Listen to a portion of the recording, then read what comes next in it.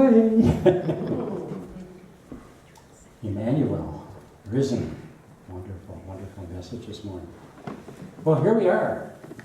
1 week after that important Sunday in the liturgical year, Easter Sunday. And I pray that those of you who were here last week will remember my sharing about your nature as eternal manifestations of that one presence and one power in, as, and of the universe. That presence we are all a part of, called God, for lack of a ability to name it otherwise. And we are unique, precious, and each one of us has never before been here. And whether your name is Bill, Ken, Sharon, Judy, whatever, you're unique in all the world. You know, this Sunday is sometimes called Low Sunday or Doubting Thomas Sunday. Did you know that? Mm-hmm. And this Didymus is the second name given for the Apostle Thomas, rather. And it's mentioned 3 times in the Gospel of John. And his 2 names are actually one and the same, Didymus or Thomas. One comes from the Greek, meaning twin, and Didymus comes from the Hebrew, which also means twin. There's a story about a man who fell into a pit and couldn't get himself out of it. And that, I think, kind of humorously illustrates, at least for me, the various kinds of people that came along to judge his predicament. And there's the total array of people that you meet in life. And they offered nothing for him to get him out of that pit, other than their comments about him as they walked by. Okay, so a subjective person walks by, and he says, I feel for you down there. And an objective person comes along and he says, you know, it's very logical that somebody would fall down in that hole. And a Pharisee comes along and says, you know, only bad people fall down into that hole. And a news reporter comes along and he says, hey, I want the exclusive story on this pit. And of course the IRS agent comes along and he says, hey, you paying taxes on that pit down there? And a self-pitying person comes along and he says, you ain't seen nothing till you see my pit. And a fire and brimstone preacher comes along and he says, you deserve that pit. And a psychologist comes along and he says, well, you know, your mother and father are to blame for your being in that pit. And a self-esteem therapist comes along and he says, you just believe in yourself and you're going to get out of that pit. And an optimist comes along and he says, you know, could be worse. And a pessimist comes along and says, things are going to get worse. And a unity minister came along and he observed, that pit's just in your mind. And finally Jesus came along. And seeing the man, he reached down, took his hand, pulled the man out of the pit, brushed him off, and then Jesus walked up on his way. Now, if doubting Thomas had been told that a man had fallen into a pit, I guess from what I've read about him up until he's seen Jesus, I'd say, where's the pit? I want to see this thing. I don't believe it. Thomas wasn't one of the well-known disciples, but he was popular enough lately to earn the name Doubting Thomas and to have it stick throughout all these years. Remember that he was given that label because he did not believe that Jesus had risen from the dead. I also have been kind of a doubting Thomas in my life, in my journey. And the title of my lesson this morning kind of shows that. My full name is James George Thomas Marshall.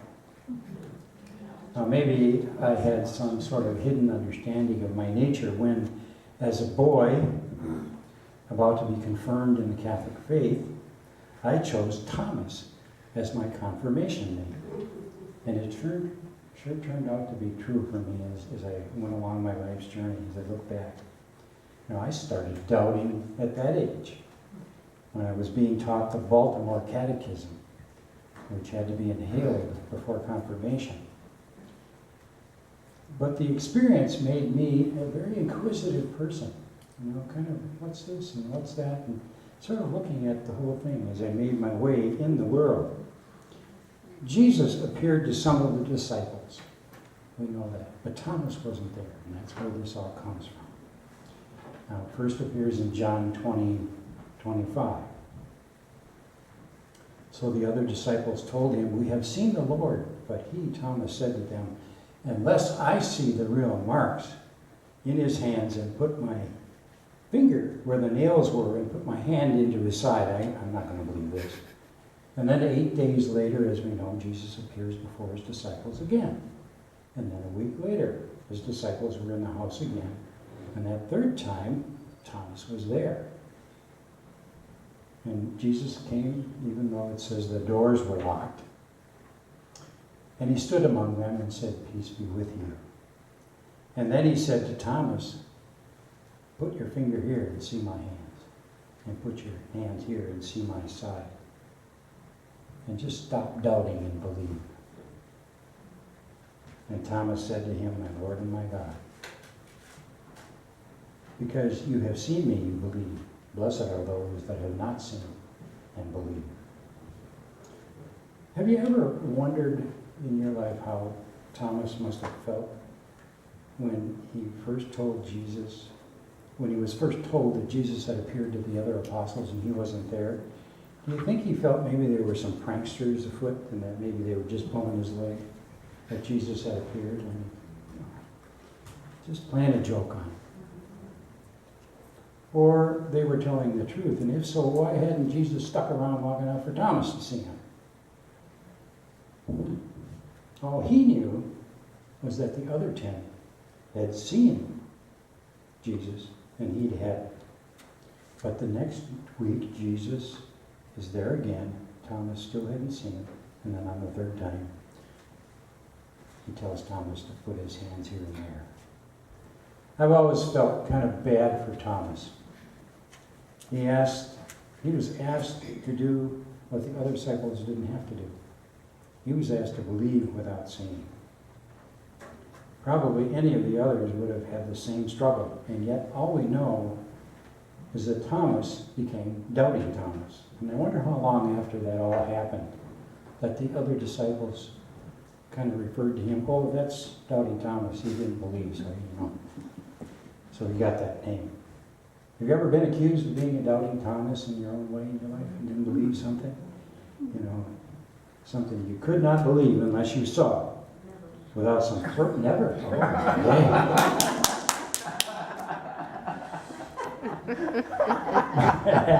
well, my guess is a lot of us have here.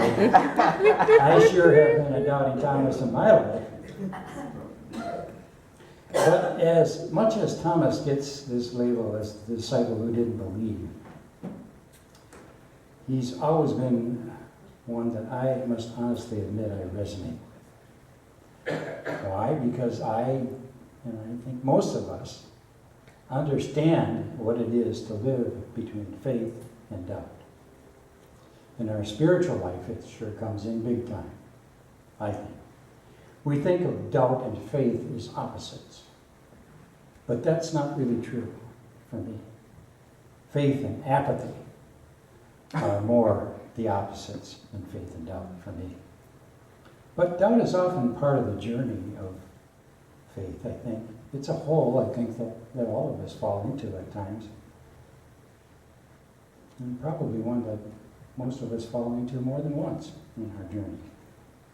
And when we find ourselves in there, it's not an indication of us being poor metaphysicians or spiritual people and not really believing in our Christ nature as blessed children of God.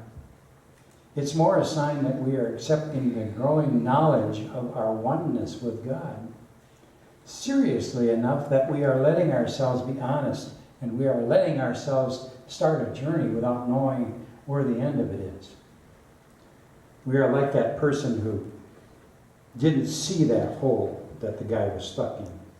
Or maybe a person who would have said, that's an interesting hole. How did you dig it? Did you dig it all by yourself?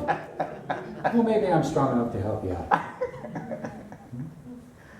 According to the records we have, Doubting Thomas sailed for India and was the first to spread the gospel there.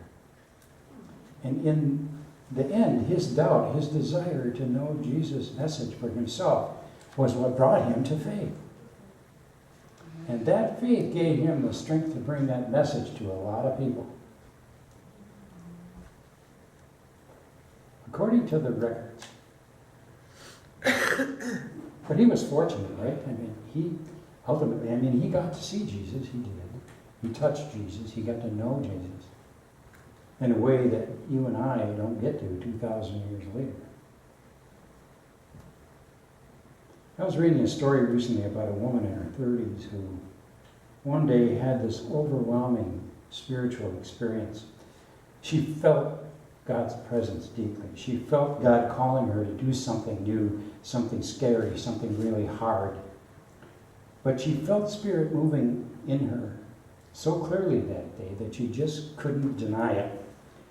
It's that sort of experience in enlightenment that most of us would just love. You know, it's that moment of pure clarity for yourself. When you know you've got some marching orders to do something. It's like Thomas getting to touch Jesus' hand, and at that instant had a knowing beyond measure, beyond words. That young woman did go out, and for the next 50 years, she did amazing things. But inside, we read that she doubted. She wrestled with her faith. She was what Christian writers for centuries have called, or had what is called a dark night of the soul. Sometimes she even questions the existence of God, and her lack of faith bothered her a lot throughout her life. Now, the other disciples may have called her Doubting Teresa. But you and I have known her as Mother Teresa, the woman whose lives was so exemplary that many have called her a saint or saint-like. Sometimes we can get a little hard on ourselves, I think. We even feel a little intimidated by our doubt. I wonder if Thomas did that first week. Why couldn't he just accept what the others had said? Why did he have to see for himself? And I wonder if the next Sunday he thought about not going back. You know, I mean, he wasn't one of them anymore. He hadn't seen him. He was a doubter, the one who hadn't seen. I mean, you know, seeing is believing, isn't it? And yet he went back. And maybe he went back because he was so completely set in his belief in Jesus that he needed to hear them talk about him, even though he wasn't present in those first two occasions. Maybe he went back because it was easier than being alone. No, maybe he went back because he thought maybe, just maybe, Jesus would come again. For whatever reason, he went back to that community in his hour of greatest doubt. Thomas had a brave side too. You know, he was the one who, you recall, when Jesus said that he was going to go back to Judea to see Lazarus, Thomas encouraged the others to go with him, even though there was a good chance that Jesus would be stoned if he went back there, because they were really out to get him at that point, to do him some great harm. There are consequences also for being a New Thought person, I think. Whether you refer to yourself as a Christian or a spiritual person or whatever. And I think bringing it down home to the choir, and I guess, you know, most of the choir is here. At this stage in the life of Unity Southeast, it is a risky endeavor indeed to commit yourself to church growth. It may require doing some things differently. Maybe not. And occasionally being friendly with a stranger and sharing with them what you have found in unity. Risk Risk. That ranks right up there with public speaking, doesn't it, Gloria? There was Moses who stood before the greatest military might the world had known to that point, the Egyptian army, and led the people out of Egypt. And there was David, that young shepherd boy who took a huge risk and faced the mighty Goliath with nothing but a slingshot on the battlefield. It was a risky matter for an uneducated fisherman named Peter to stand up on the day of Pentecost before a massive crowd and deliver his first sermon. It involved risk for Paul to speak the gospel to the Roman emperor, for Martin Luther King to nail that copy of his thesis on the wall of that church, for John Wesley to ordain lay people who were going to America, and for Dietrich Bonhoeffer to say and call Hitler's Germany sinful. And it took risk from Mother Teresa to devote 50 years of her life basically to lepers and leper colonies. There it is. No unity church will grow unless its members are willing to step out on faith, to take a risk, and share what they have learned about their spiritual and holy nature as the precious outpicturing of God that they are. Now let me make this personal, first person, me. I got the glimmerings of the unity message about 25 years ago, that inseparable oneness of me and God, when I heard a minister in Dallas, Texas say, "You create your reality through your thoughts, words, and actions. As you think, so you are." And it was that truth of my being that put me on a pilgrimage to learn more about that way of life and what it meant for my life. It took me 11 years to become a licensed unity teacher. So long I lost some credit along the way and then do it again. It took another 5 years for me to become an ordained unity minister at the tender age of 65. And I'm going to be 74 in 2 weeks. I cannot imagine retiring from my mission, which is to share this message with as many people as I can in this life, whatever form my ministry takes, for the rest of my life. Retire. The old saying goes that getting another set of wheels and keep on rolling. That's retire. What we are all called to do as people who have been given this incredible gift of freedom of erroneous thought like sin and hell and that heaven up there someplace, as the precious souls we are, as the outpicturing of God, as you, is to not hide our light under a bushel basket, but to share it, and to share it in meaningful ways by how peaceful you are, how loving you are, how caring you are in expression, speaking it, in other words, how concerned you are for others. And this again is an expression, speaking it. And I must admit, once in a while, my dear wife has to go like this to me.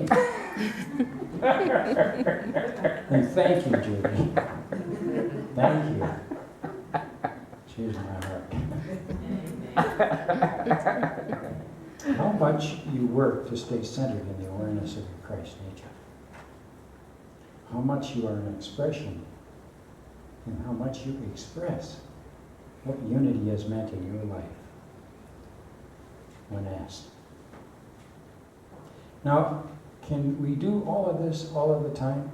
Well, if you're anything like me, the answer is no. But it is a journey that brings the tools you have learned along the pathway of life to the front of your mind so that you can live the truth you know. Well, last week, you may remember, if you were here, am I referring to the Gospels that did not make it into the Bible? Mm-hmm. The Gospel of Thomas is such a text. And it is referred to today as a non-canonical text for that reason. It's not in the canon. It's not in the Bible. It was found in a group of texts that were found and are now called the Nag Hammadi Library. It was found in Egypt in 1935. Not in the Bible today because it's so radically different from what John was preaching. Radically different. Research has discovered both what John's gospel was for and what it was against. And John opposed the gospel of Thomas vociferously. That's a good word, isn't it?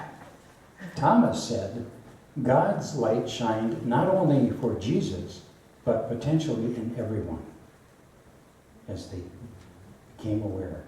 Thomas's gospel encouraged the hearer not so much to believe in Jesus, as John says, but to seek to know God through his own divinely given capacity. I do not have time to go into any depth about Thomas this morning, but I do encourage you, if you have access, to go on the internet and pull it up.